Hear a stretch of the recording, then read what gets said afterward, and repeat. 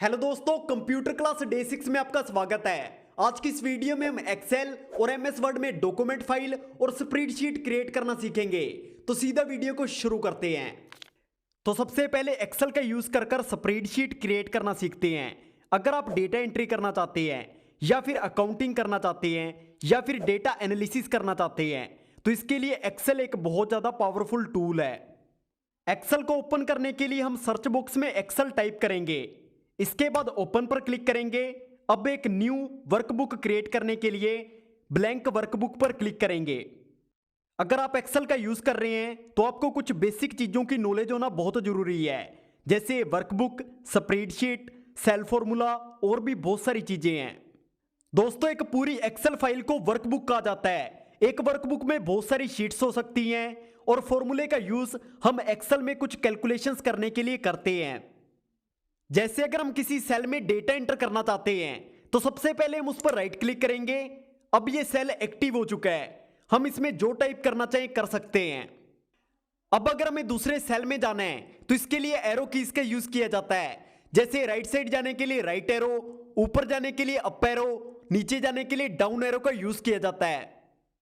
अब अगर हम इस शीट के बाद एक न्यू शीट क्रिएट करना चाहते हैं तो हम बॉटम में दिए प्लस आइकन पर क्लिक करेंगे, जिससे न्यू शीट क्रिएट हो जाएगी। अब अगर मैं इसे डिलीट करना चाहता हूं तो मैं इसके ऊपर राइट क्लिक करूंगा और फिर डिलीट पर क्लिक करूंगा, जिससे ये शीट डिलीट हो जाएगी। अब एक्सेल के बेसिक इंटरफेस के बारे में पूरी डिटेल में जानते हैं। यहां पर सबसे ऊपर क्विक एक्सेल टूल बार है, जिसमें कुछ टूल्स दिए गए हैं। अब एक्सेल के बेसिक इंटरफेस के बारे में पूरी डिटेल में बात करते हैं। यहां पर सबसे ऊपर क्विक एक्सेल टूल बार है, जिसमें कुछ टूल्स दिखाई दे रहे हैं। जैसे वर्कबुक को सेव करने के लिए इस आइकन का यूज किया जाता है। एक्सेल को अंडू और रीडू करने के लिए इन दोनों आइकन्स का यूज किया जाता है। इसके बाद यहां पर एक छोटा सा डाउन एरो है, जिस पर क्लिक कर हम क्विक एक्सेल टूल बार को कस्टमाइज कर सकते हैं। अगर आपने हमारी पिछली वीडियो को देखा है तो आपको इसके बारे में पूरी डिटेल में पता होगा। इसके बाद ये फाइल, होम और इंसर्ट टैब है, जिसके अंदर बहुत सारे फंक्शंस हैं। जैसे अगर मैं होम पर क्लिक करता हूं तो यहां पर आपको जो एरिया दिखाई दे रहा है इसे रिबन बार कहा जाता है। यहां से हम सेल को कस्टमाइज कर सकते हैं। इसके बाद इसे हाइड करने के लिए हम इस राइट एरो पर क्लिक करेंगे। इसके बाद नेम बॉक्स है, जिसमें सिलेक्टेड सेल का नेम शो होता है। जैसे हमने ए लाइन में पहले सेल को सिलेक्ट किया हुआ है तो यहां पर A1 शो हो रहा है। इसके बाद ये फॉर्मूला बार है, जिससे हम सेल में फॉर्मूला लगा सकते हैं।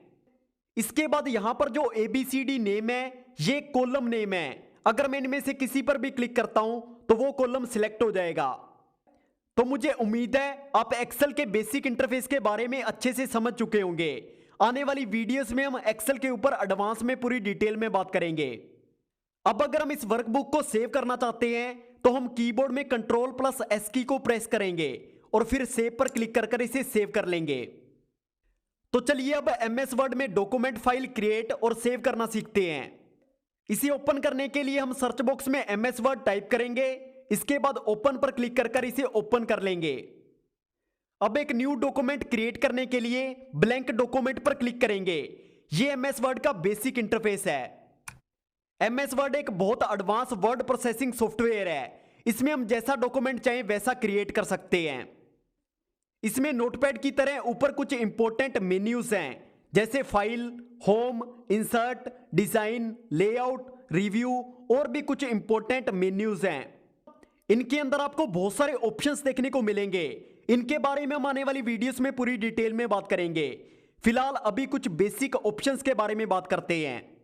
तो सबसे पहले मैं यहां पर एक डॉक्यूमेंट क्रिएट कर लेता हूं। तो ये एक बेसिक डॉक्यूमेंट है। अब मैं इसे कस्टमाइज करने वाला हूं। अब जैसे मैं इस डॉक्यूमेंट की फर्स्ट लाइन को टाइटल के अंदर कन्वर्ट करना चाहता हूं तो यहां पर मैं होम टैब के अंदर टाइटल के ऊपर क्लिक करूंगा। आप देख सकते हैं डॉक्यूमेंट की फर्स्ट लाइन टाइटल के अंदर कन्वर्ट हो चुकी है। यहां पर आप इस छोटे से डाउन एरो पर क्लिक कर और भी स्टाइल देख सकते हैं। यहां पर कुछ और भी फंक्शंस हैं, जैसे यहां पर आप टेक्स्ट की हेडिंग सिलेक्ट कर सकते हैं। अब जैसे मैं इस लाइन का फॉन्ट चेंज करना चाहता हूं तो यहां पर सबसे ऊपर आपको एक फॉन्ट वाला ऑप्शन दिखाई दे रहा है। अगर आप इस पर क्लिक करेंगे तो आपको यहां पर बहुत सारे फॉन्ट देखने को मिलेंगे। यहां से आप कोई भी फॉन्ट सिलेक्ट कर सकते हैं। अब अगर हमें फ़ॉन्ट का साइज चेंज करना है तो हम इस नंबर पर क्लिक कर फ़ॉन्ट का साइज कम ज्यादा कर सकते हैं। इसके अलावा हम टेक्स्ट को बोल्ड, इटैलिक और अंडरलाइन कर सकते हैं और फ़ॉन्ट का कलर भी चेंज कर सकते हैं। इसके अलावा आप किसी सिलेक्टेड टेक्स्ट को हाईलाइट भी कर सकते हैं। इसके बाद हमें पैराग्राफ में बहुत सारे ऑप्शंस मिल जाते हैं। जैसे हम पैराग्राफ को पॉइंट्स में लिख सकते हैं, उसकी लोकेशन चेंज कर सकते हैं, उसे राइट, लेफ्ट या फिर सेंटर कहीं पर भी रख सकते हैं। इसके बाद हमें राइट साइड नोटपैड की तरह राइट साइड फाइंड, रिप्लेस और एडिट फंक्शन देखने को मिलते हैं, जिनका हम बेसिक कामों के लिए यूज करते हैं। इसके बाद अगर हम डॉक्यूमेंट में पिक्चर ऐड करना चाहते हैं तो हम इंसर्ट मेन्यू पर क्लिक करेंगे। इसके बाद पिक्चर्स पर क्लिक करेंगे। अगर हमें कंप्यूटर में मौजूद किसी पिक्चर को यहां पर ऐड करना है तो हम दिस डिवाइस पर क्लिक करेंगे। स्टॉक इमेज सिलेक्ट करने के लिए दूसरे ऑप्शन पर क्लिक करेंगे और अगर कोई ऑनलाइन इमेज डाउनलोड कर यहां पर ऐड करना चाहते हैं तो हम तीसरे ऑप्शन पर क्लिक करेंगे। हम यहां से डॉक्यूमेंट टेबल भी क्रिएट कर सकते हैं। इसके बारे में हम आने वाली वीडियोस में पूरी डिटेल में बात करेंगे। इसके बाद हम इसे सेव करने के लिए शॉर्टकट की Ctrl+S प्रेस करेंगे। इसके बाद हमारे सामने सेव डायलॉग बॉक्स ओपन हो जाएगा। हम इसे यहां पर सेव पर क्लिक कर सेव कर सकते हैं। तो आज की इस वीडियो में इतना ही, फिर मिलेंगे क्लास 7 में।